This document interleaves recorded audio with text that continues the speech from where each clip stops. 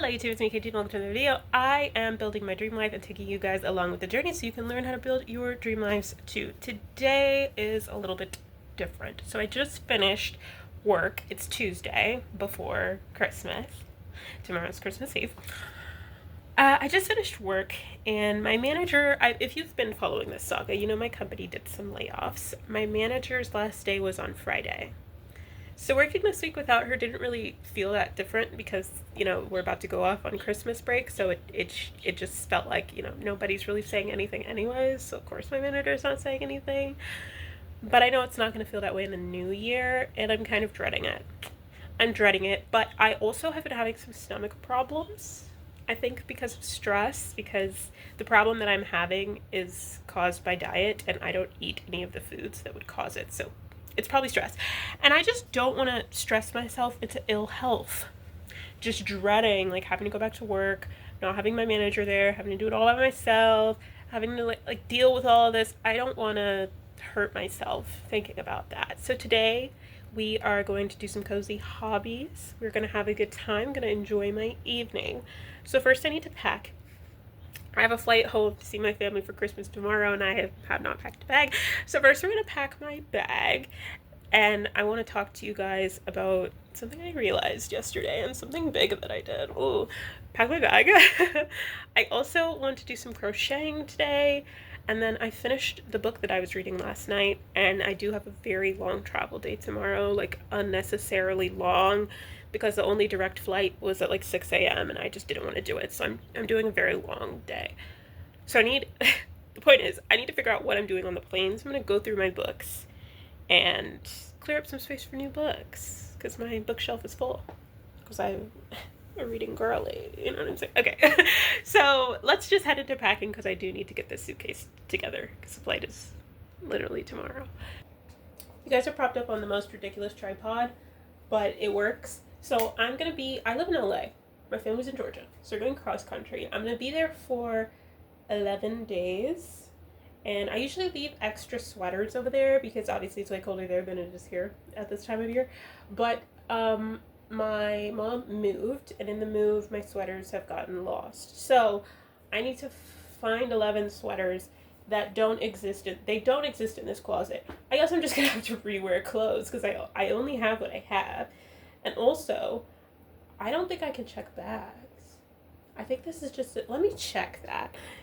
It would be $35 to check a bag, and I just don't want to pay that. It's not a lot, but I'm just being stubborn. Like, I'm already gonna be on like flights and airports and stuff legit all day.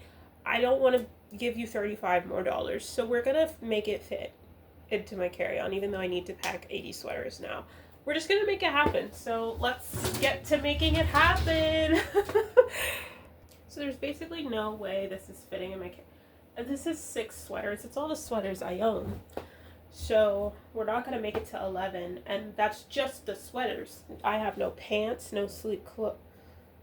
Let me get my clothes together, and then we'll talk while I fold, because I did want to talk to you guys about something, but I'm realizing I have an impossible task in front of me, so I need to like get this kind of mentally situated, and then we can chat, because I did come to a very fun discovery yesterday. Did something fun, feeling very building my dream life type vibes, so give me a second. Okay, so this is everything I need to pack. This is just the daytime clothes. No sleep, no toiletries, none of that. This is this. And this is what it needs to fit inside of. So we're just gonna be optimistic, be delusional, and make this happen. And while I get some folding done, I wanted to talk to you guys about my epiphany. We'll call that my epiphany that I had yesterday. So yesterday, well, like most days, I was working on something for Jolly Note. Jolly Note, if you don't know, is a small business that I am starting. It is a stationery brand. It is a big part of building my dream life, being able to make my own money and not depend solely on my 9-to-5 for my income. So we're trying Jolly Note. And Jolly Note is also kind of a therapeutic activity for me because it is not the first time that I have tried to start a business. I tried before when I've tried a couple of times, but like the last big attempt was when I was laid off in 2023, I want to say. I got laid off and I couldn't find a job until December of that year. So, in that time that I was laid off for a year, I was trying to start a business selling art prints. I studied animation in college. A lot of that required like drawing classes, painting, etc. So I had a lot of art from college, from high school, from before. I've been an artist all my life. And I always wanted to be an artist, obviously. Studied animation. I wanted to do something in that realm, and animation didn't work out for me. So I figured maybe I could make something shake. Maybe I could make something happen if I took it in a little bit of a personal direction. And so this was actually my second attempt at art prints. And I started up that business, and I literally had the time to give it my all because I didn't have a job. And despite giving it my all, despite my boyfriend at the time had a business as well, and his was pretty, like, it was getting to be successful. So I was able to like learn from his example, despite, you know, doing all of the things that they say you're supposed to do, and following all the tips, and surrounding myself with like-minded people, and whatever. Despite it all, I was never able to get it off the ground. I did like art fairs and events to sell my pieces, and I would never break even with the cost of being at the event. I did online sales, never got any sales off my website. At the time, I didn't even get any sales on Etsy, which I used to get sales on, but this was when Etsy was starting to be taken over by mass-produced stuff, and they just didn't care. So I didn't have Etsy to depend on. I didn't have anything that was working. There's 2 sweaters in this packing cube, and it is like definitely at least halfway full, more like 2/3 full. So that's fun. I can put one of the sweaters in my carry-on book bag because it's pretty big, but I wanted more to fit in here. Anyways, as I was saying, I tried really hard. I mean, every time I start a business, I put my all into it. But that one felt like I was really giving it my all because I didn't have a job. It was literally what I was doing full time. And despite doing it full time, I was never really able to get any sales. Truly.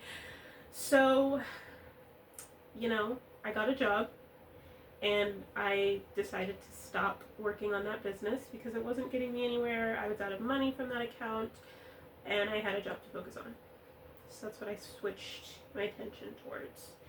And so in starting a business again, right, I took, 2 years off to sulk, and now we're back at the reins because I just can't quit on things that are like important to me and that I'm passionate about. So in starting a business again for the 3rd or 4th time, depending on what you want to count, with Jolly Note, I am being really cautious not to basically like take the wind out of my sails, not to destroy the ambition that I'm finding that I have. Oh, this is not fitting. Not to, oh my gosh. Okay, the brown one is too big. That one's going in the book bag. Oh gosh, these sweaters.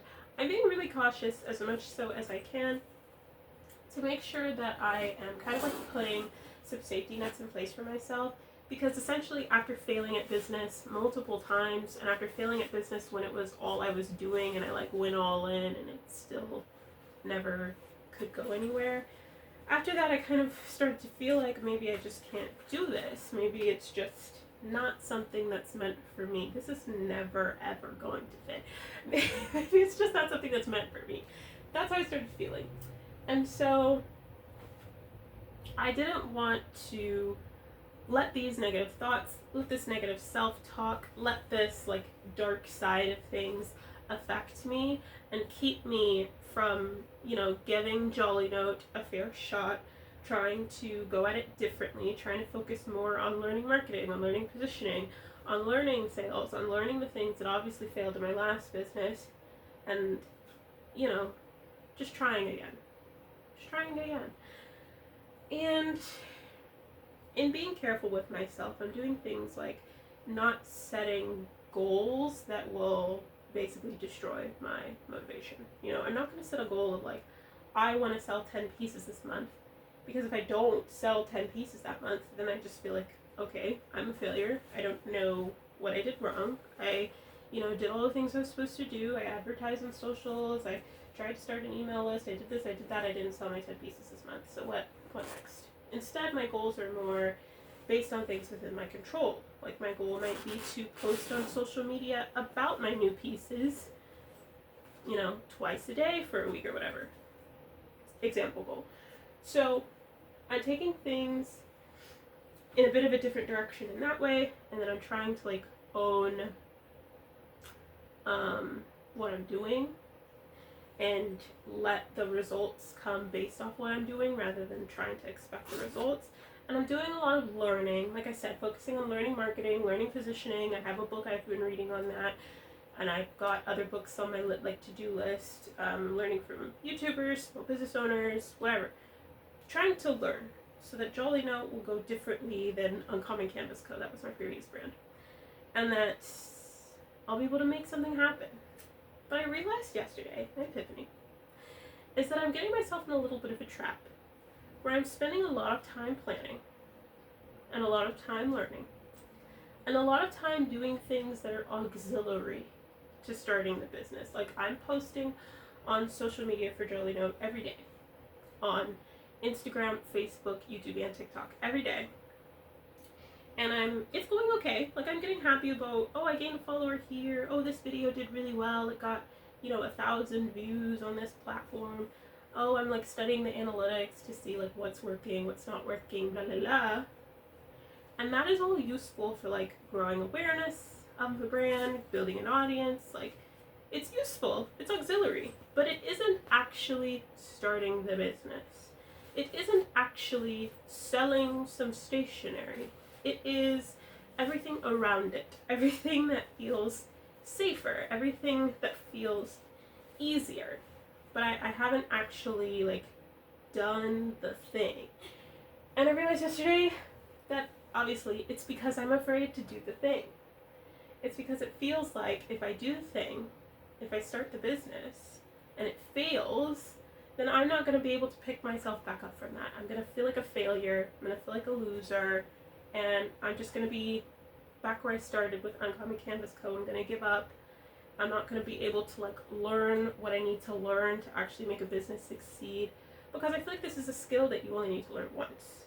Once you learn how to grow a business, then it's like, even if your business crashes and burns, you know how to grow a business. You can grow another one and then learn how to sustain a business. And then you can grow another one and learn how to like grow a bigger business or a different kind of business or whatever. But once you learn that, once you finally get it, you get it. You know what I'm saying? Like, I know how to paint. I can have a painting come out bad. It doesn't matter because I know how to paint. I can just paint a different painting and it'll come out better because I know how to paint. So that's kind of how I want to feel about business. I want to feel like I know how to start a business. I've got Jolly Note. It's going well. I'm happy. You're happy. We're all happy. Yippee-ki-yay. But it's not been able to go that way because I'm avoiding actually starting Jolly Note. I'm just trying to like slowly ease my way in. And it didn't feel like that because I had this plan. This plan of like, okay, well, I'm still designing the products, and while I'm designing products, I'm going to grow the social media so that once the products are ready, I have an audience to promote them to. And I'm also going to look for PR so that I can tell local newspapers that I'm starting Jolly Note, and I can tell, relevant magazines, like a stationery magazine, or like a magazine with people who have like a similar style to what Jolly Note style is. And then it's not just my audience, I have to depend on how the other audiences. And then I need to have the product designed so I can order product so that I can send freebie to influencers. And I had this whole like launch plan, this whole web of like all this stuff I was gonna do. And it just kind of felt like if I do all this stuff, then it has to succeed because I've done everything. And if it doesn't succeed, it's like, well, I did everything. So what else is there? And so I was kind of creating this sort of, it's not a fail-safe, but something that felt like a fail-safe to me. when the real fail-safe is learning how to do it well enough that you're confident you can do it. Like, I can't just avoid starting my business forever and think that somehow that's going to equate to me being able to sell things. Like, even if I learn how to get like a couple thousand subscribers on socials, that's not the same as learning how to sell a product, right? And I can say like, oh, I'm doing this while I'm designing the products. It's like I need the time to design anyway. No, I don't. I know how to paint. I know how to draw. It takes me a day to design a product, if that. I don't need 4 months, as I gave myself, to like do this whole thing just to like avoid starting the freaking business. So yesterday I said, okay, I'm avoiding it. I don't want to avoid it. I'm going to start the business. So Jolly Note is doing a soft launch. Rather than the whole big thing that I plan, I'm going to be launching, to start out, one sticker sheet. One sticker sheet. I designed it yesterday. I ordered it. And I approved the proof that the printers sent me this morning.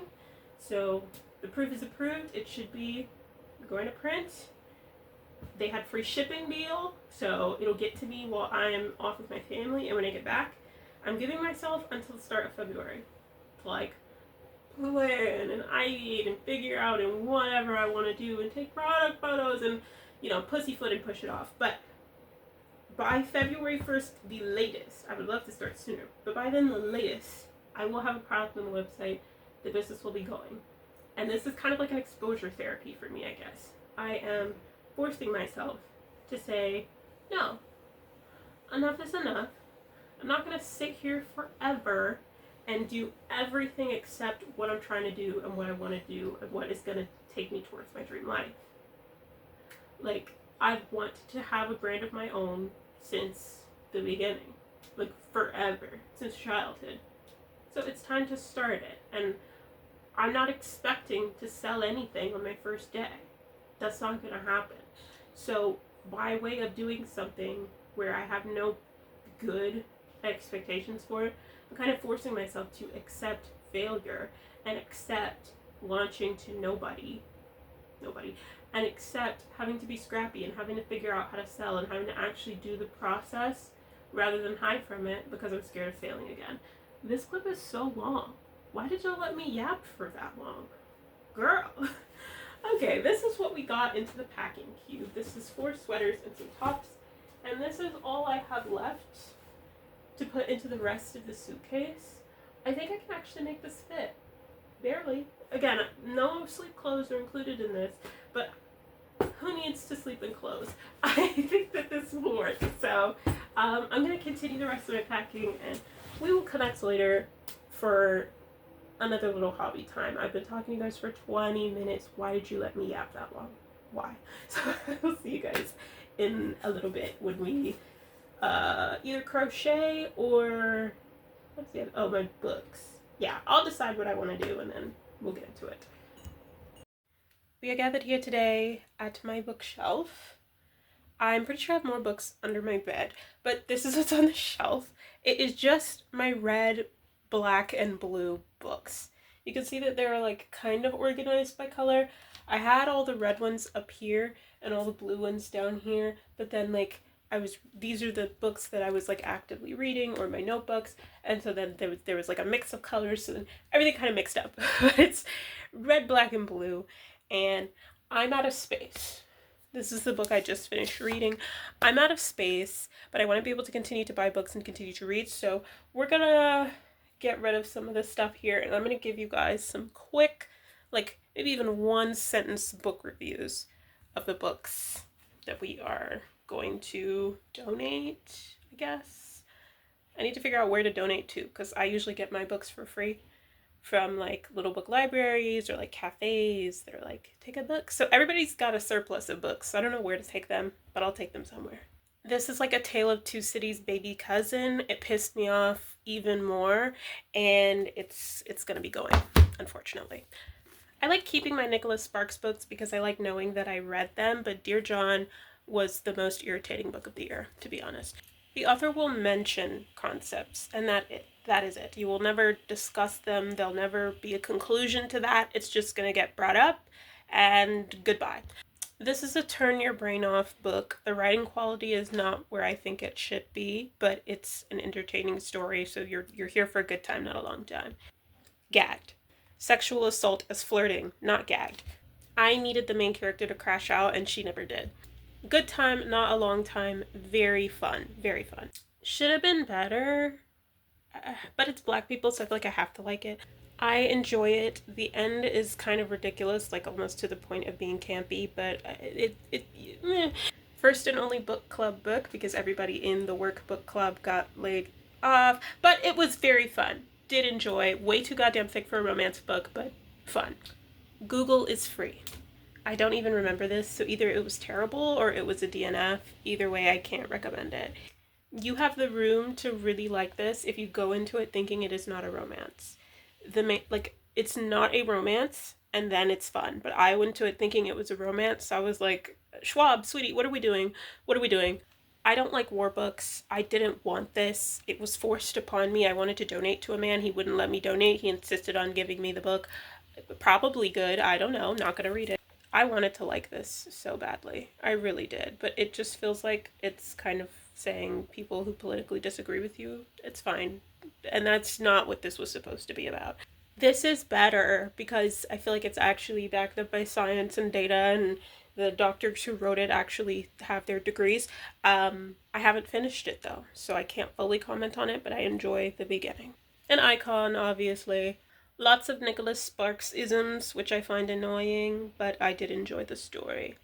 Read this immediately. The book starts at a wedding, and then you go through the book, and then it gets back to the wedding, kind of like Wicked. When it gets back to the wedding, close the book and make up the ending. The actual ending is so ridiculous. Just close the book and make something up. It'll be better, I promise. And then this is an icon, minus the ending. I bought this when I wanted to be a freelance graphic designer, didn't read it. So I don't know if I should keep it or not, because I never read it, but it's probably good. An icon, obviously. It took me a very long time to read this because it got to a point where the main character was going to have something bad happen, and I didn't want to read that, so I just avoided the book for months, but it was great.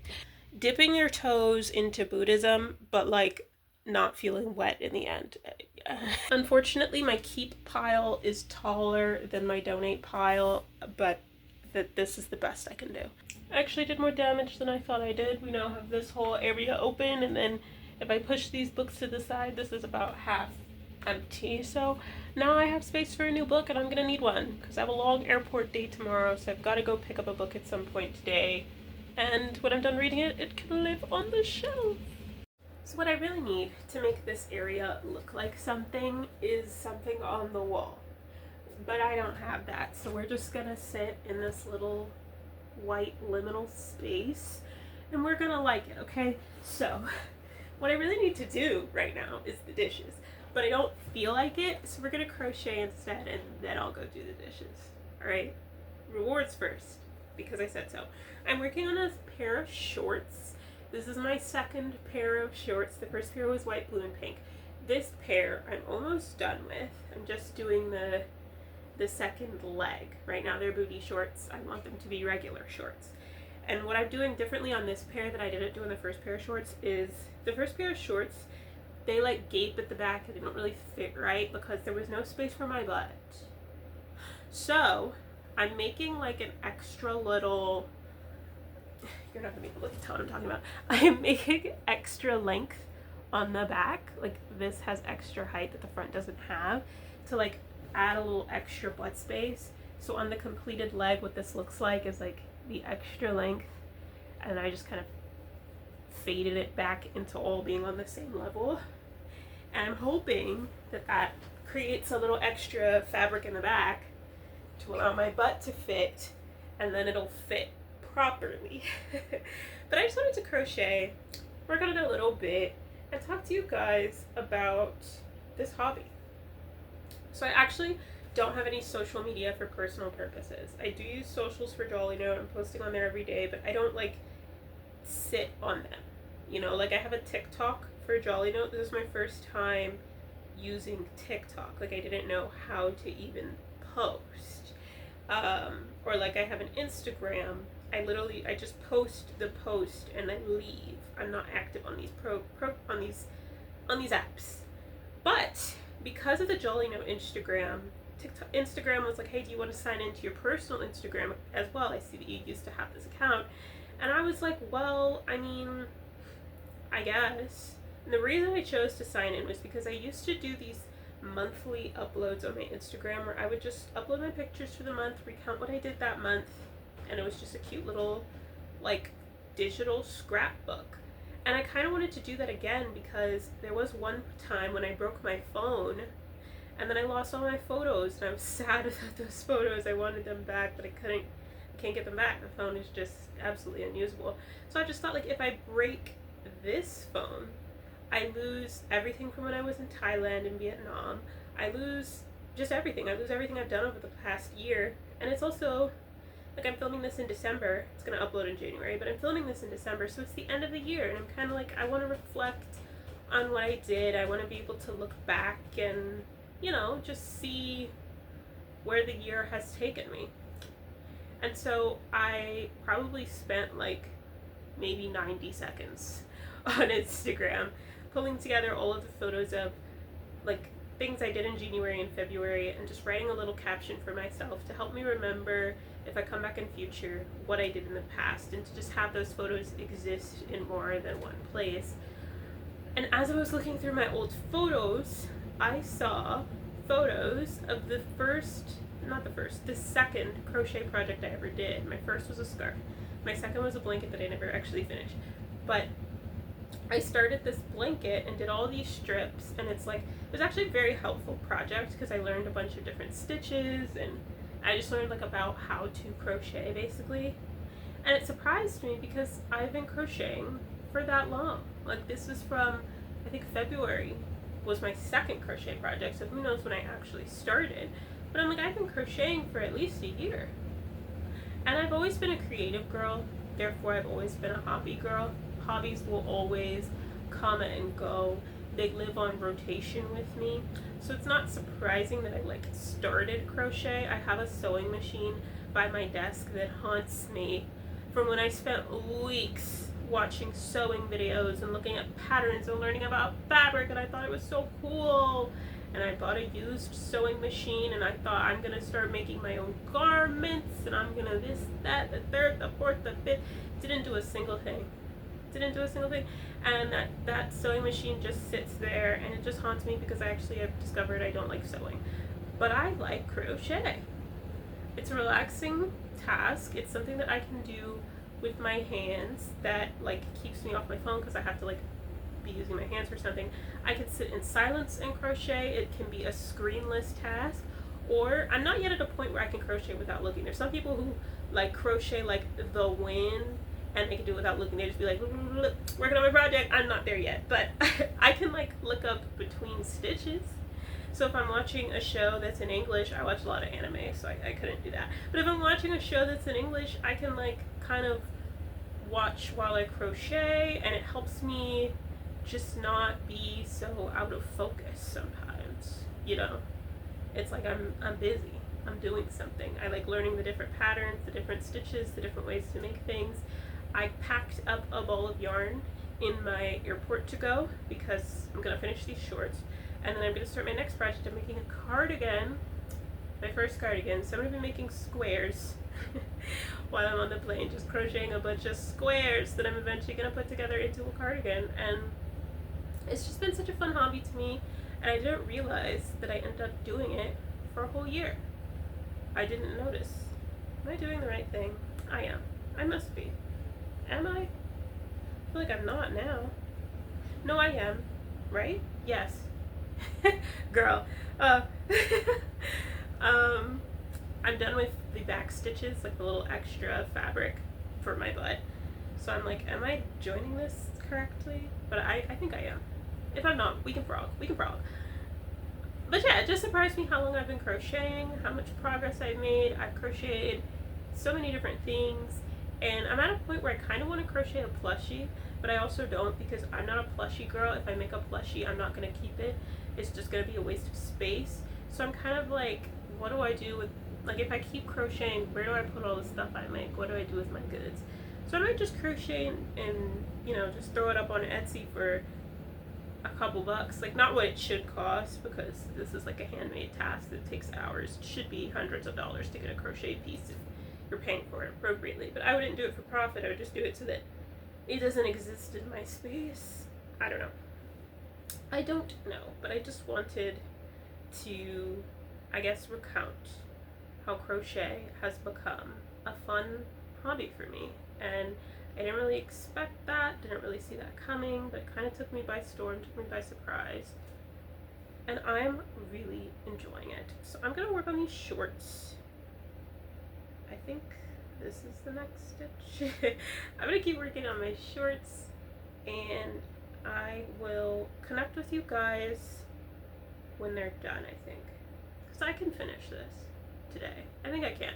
So I'll connect with you guys when I'm closer to done with this. But let me know while I'm working, in the few seconds that it's going to pass for you, the few milliseconds. Let me know. What is a hobby that you've started up this year? If you've started anything new, how's it going? How do you like it? I started crochet on a whim. I tried knitting when I was little, and it was not my thing. So I didn't think I would like knitting, or I didn't think I would like crochet because I wasn't really like a knitting girly. But crochet ended up working out, and I'm still crocheting a year later. So that's cute. I'll show you my shorts when they're finished. Boom. They are done. They look really distorted for some reason at the legs, but I promise they look nice on. Let me try them on. Boom! I'm so happy with these. They're like super cozy, not itchy at all. I'm like so used to my stuff being itchy. And then I like that the front is like smooth, whereas the back has a crease for some reason, and it seems to do a little bit of a chevron. I don't know why it's like that, but I like that. No gaping, nothing falling out the bottom. She's an artiste. I made crochet shorts, and I'm very happy with them. In today's little vlog, even when times are tough, even when my work life is not really going the way that I want it to go, I was still able to really get going on the small business yesterday, and I'm gonna sit down today and think about, well, tonight, and think about how I actually want to begin marketing the stickers that I'm gonna soft launch, and just go. They're ordered, they're in the mail, they're on the way, so I have to be prepared to start trying to sell them. So I'm ready for that learning process. And just outside of trying to create my own source of income, I also just have my own sources of joy that I can create for myself that we got to indulge in today. So I hope you enjoyed. What have you guys been doing? Please let me know in the comments. I will see you guys in 2 days. 2 days time. Back here, okay, where we will continue to build our dream life. I am going to be talking about some lessons that I've learned, some core principles. It won't be a vlog, it'll be a sit down, informational, here's what you need to do to build your dream life, okay? Subscribe. I will see you in 2 days for that upload. I want to thank you guys for watching, and I'll see you all next time. Till then, toodaloo.